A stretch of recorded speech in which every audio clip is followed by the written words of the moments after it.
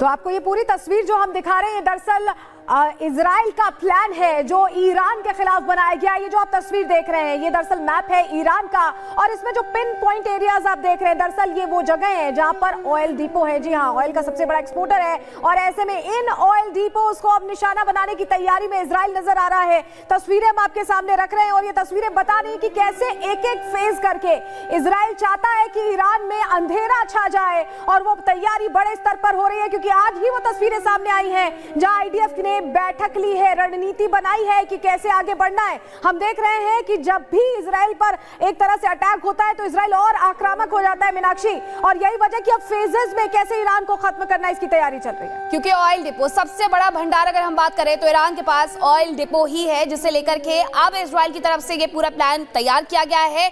जो pin point है, जो जगह है वो अरास फ्री जोन से लेकर के लवान तक और उसी के साथ तबरीज, पारस, तेहरान, खरमशाह, अराक, इस्फहान, ये वो जगह है जहां पर ऑयल डिपो है और इन्हें नष्ट करने की पूरी तैयारी इजराइल के द्वारा कर ली गई है। इजराइल ने पहले ही कहा था कि वो पूरी तरीके से हर मोर्चे पर तैयार है। जब ईरान की तरफ से उस पर अटैक किया गया तो ये तैयारी बखूबी सामने भी नजर आती है और इसी के साथ अब जो पूरी तैयारी है वो ईरान के ऑयल डिपो को नष्ट करने की है। और ये ऑयल डिपो कहां पर है ये मैप के जरिए समझिए। अरास फ्री जोन है, तबरीज है, पारस है, तेहरान है, खरमशाह है, अराक है, इस्फहान है, अब्दान है, शिराज है, लवान है, बंदर अब्बास है। ये वो जगह है जहां पर निशाना बनाया जाएगा। और भी बड़ी खबर आपको बताएं, लेबनान से इजराइल पर रॉकेट हमले हुए हैं। इजराइल के कई इलाकों में रॉकेट की बौछार हुई है। इजराइल के कई शहर हैं और बस्तियां हैं जहां पर सायरन साउंड कर रहा है लगातार। रिपोर्ट जो मिल रही है हाइफा, क्रायोन, अक्का, हनीता और नहरिया सहित कई इजरायली कब्जे वाले शहरों और बस्तियों में सायरन बज रहे हैं। लेबनान से हाइफा के बाहरी इलाकों में निशाना बनाकर रॉकेट दागे जा रहे हैं और पश्चिमी अल जलील के ऊपर ड्रोन्स का झुंड उड़ रहा है। जी हाँ, तो आईडीएफ ने लेबनान सीरिया का संपर्क तो काट दिया है, लेकिन देखिए लेबनान की तरफ से लगातार अब ये कोशिश हो रही है कि अटैक किए जाए। बमबारी में लेबनान सीरिया की रोड्स तबाह हुई हैं। आईडीएफ क्योंकि एक्शन मोड में है और सीरिया से जो कनेक्ट है, क्योंकि सीरिया से भी चीजें आती हैं, ईरान सीरिया भेजता है और वहां पे जो उनके कुछ एजेंट्स हैं वो सारी चीजें लेबनान तक पहुंचाते हैं। ऐसे में वो कनेक्ट भी तोड़ दिया गया है। और हिजबुल्लाह के नए चीफ के मारे जाने की खबर के बाद ईरान और इजराइल में जारी टेंशन को और भड़का दिया है। ईरानी मिसाइल अटैक का इजराइल ने सिर्फ 72 घंटों में हिसाब चुकता कर दिया है और नसरल्लाह के अंतिम संस्कार से पहले उसके उत्तराधिकारी को भी खत्म कर दिया है। आगे आने वाले दिन में इसका क्या इफेक्ट होगा इस रिपोर्ट में समझिए।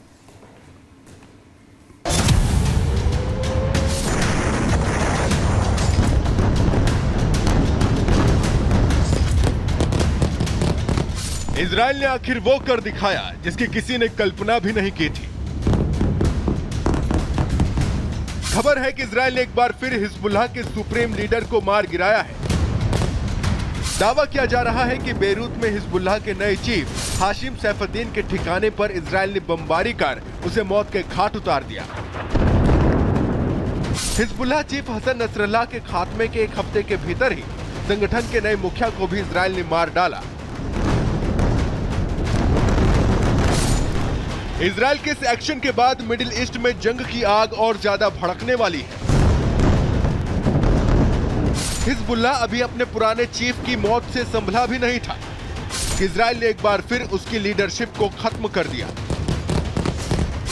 इस हमले के बाद सिर्फ हिजबुल्लाह ही नहीं, उसका आका ईरान भी तिलमिला गया है।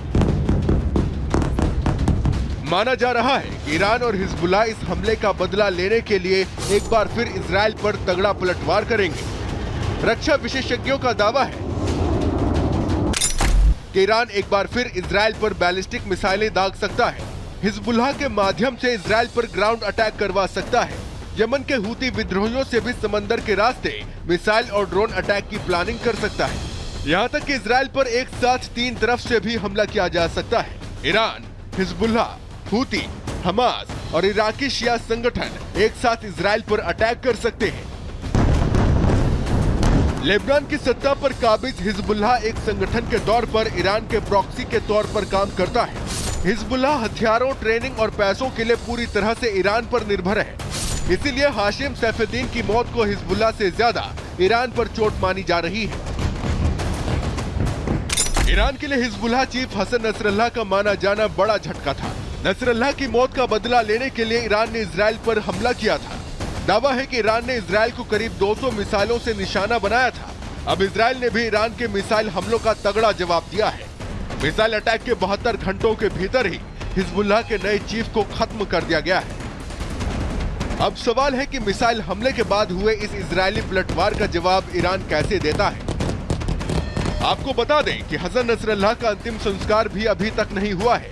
उसके अंतिम संस्कार की रस्में अभी पूरी भी नहीं हुई हैं कि उसके उत्तराधिकारी की गद्दी एक बार फिर खाली हो गई है। ईरान के सुप्रीम नेता अयातुल्लाह अली खामनेई शुक्रवार को होने वाली नमाज को संबोधित करने वाले हैं। इस संबोधन में ईरान की तरफ से वो इजराइल के खिलाफ युद्ध का ऐलान भी कर सकते हैं। Bureau report, Republic Bharat.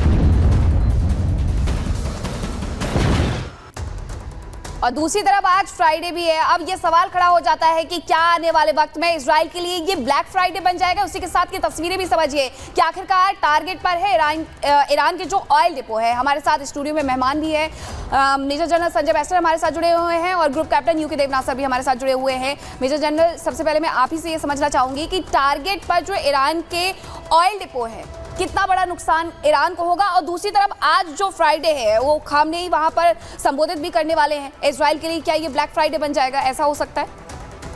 उचित सवाल आपने पूछे। पहला वाला देखिए, जो टारगेट्स हैं ऑयल टारगेट्स, मेरे को लगता है वो काफ़ी प्रायोरिटी पे टारगेट उसकी इजराइल करना चाहेगा।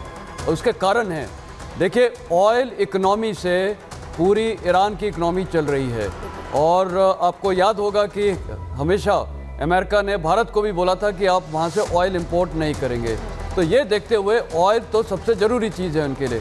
और जहाँ उनकी इकनॉमी ध्वस्त हुई ऑयल के ज़रिए, तो आप देखिएगा उनकी ये मिलिट्री प्रोडक्शन, मिलिट्री फैसिलिटीज़ और जो ये हिजबुल्लाह और जितने भी हुती रिबेल्स हैं, ये सारा सपोर्ट कम हो जाएगा, क्योंकि जब आर्थिक पे आपके चोट होगी, आर्थिक चोट होगी, तो वो मेरे को लगता है उस पर पक्का टारगेटिंग होगी। और काफ़ी मैं बोलूँगा डेलिब्रेट टारगेटिंग होगी, जिसको मैं बोलूँगा इतनी इफेक्टिव होगी कि प्रभाव ऐसा होगा कि ईरान घुटनों के बल आ जाएगा उसके ज़रिए। और आपने जो दूसरा सवाल पूछा था ब्लैक फ्राइडे, मेरे को नहीं लगता अभी कोई ब्लैक फ्राइडे होगा, क्योंकि अभी ईरान असमंजस में है कि करे क्या। क्योंकि अगर वो ज़्यादा करेगा तो ज़्यादा काउंटर रिएक्टरी होगा। और अभी देखिए अमेरिकन फोर्सेस की वहाँ तैनाती बढ़ती जा रही है। As it is 40,000 American troops तो वहाँ हैं, और साथ में Mediterranean, Persian Gulf, Red Sea में, अरेबियन सी, सब जगह यहाँ पर उनकी नेवल डिप्लॉयमेंट है। बिल्कुल, आप बड़ी बात कह रहे हैं। हमारे साथ group captain UK Devnath sir भी जुड़े हुए हैं। देवनाथ सर, हम ये देख रहे हैं कि अब फेजेस में अटैक की प्लानिंग चल रही है और इजराइल बिल्कुल टाइम नहीं दे रहा है। नसरल्लाह की मौत हुई, उसका जनाजा निकाले जाने की तैयारी थी, उससे पहले ही जो हिजबुल्लाह का दूसरा चीफ उसका भाई बनाया गया था उसको खत्म कर दिया। इजराइल अब आक्रामक मोड में है और ये आक्रामकता ईरान को भारी पड़ने वाली, ऐसा लग रहा है। देखिए, जहां तक ईरान की बात है, ईरान को मालूम है, जहां तक